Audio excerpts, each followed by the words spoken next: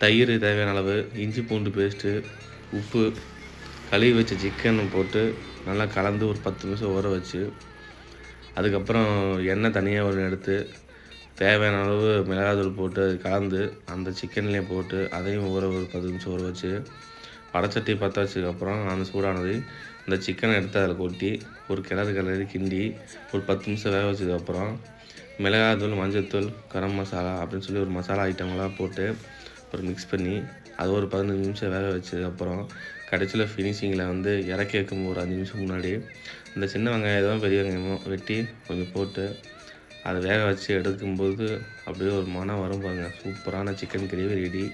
அப்படியே தட்டில் போட்டு சாப்பிட்டு இப்படி ஒரு சுகமான சண்டையில் சாப்பிடும்போது ஒரு சூப்பராக நிறைவாக இருந்தது. நீங்களும் செஞ்சு பாருங்கள். நான் செஞ்சு பார்த்தேன், சூப்பராக இருந்தது. நன்றி மக்களே.